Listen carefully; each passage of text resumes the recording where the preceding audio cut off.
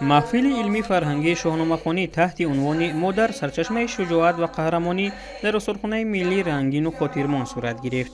اشتراکداران محفل پارچه ها از داستان‌های بی‌زوال شاهنامه حکیم ابوالقاسم فردوسی را قرائت نموده اید به مضمون و محتوای آنها و نقش قهرمانان اثر در تشکل ارزش‌های ملی و اخلاقی جامعه اندیشه‌رانی کردند.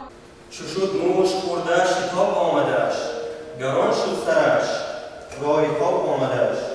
در آغاز محفل رهبریت استورخانه ملی پیرامون اهمیت تاریخی و فرهنگی شاهاثر بی‌زوال حکیم فردوسی شاهنامه اظهار نظر نمودند. تاکید گردید که شاهنامه همچون یکی از نادرترین آثار ادبیات جهانی در طول عصرها به حیث منبع مهم خودشناسی و خودآگاهی ملی خدمت نموده، در تربیت نسل جوان در روحیه وطن‌دوستی، دلیری، عدالت‌پروری و احترام به ارزش‌های ملی و فرهنگی نقش مهم می‌بازد. هدف اساسی تشکیل نمودن چنین محفل علمی و فرهنگی این پیش از همه احترام و ارزش‌گذاری به ادبیات کلاسیک تاجیک فارس یعنی شاهنامه ابوالقاسم فردوسی و همزمان معرفی شایسته ارزش‌های علمی و فرهنگی نیاگان ما تاجیکان میباشد. جهاندار پیش جهان آفرین نیایش کرد و همه خان.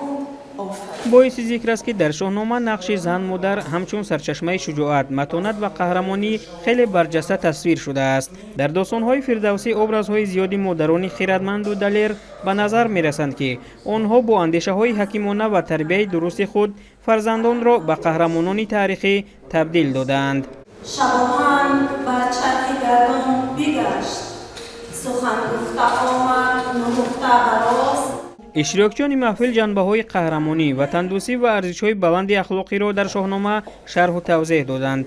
تاکید شد که آموزش و مطالعه آثار کلاسیکی ادبیات تاجیک از جمله شاهنامه برای تشکل جهانبینی فرهنگی و تاریخی جوانان اهمیت خاصه دارد و آن همیشه همچون سرچشمه الهام، خیرات و افتخار ملی برای خلق تاجیک باقی خواهد ماند.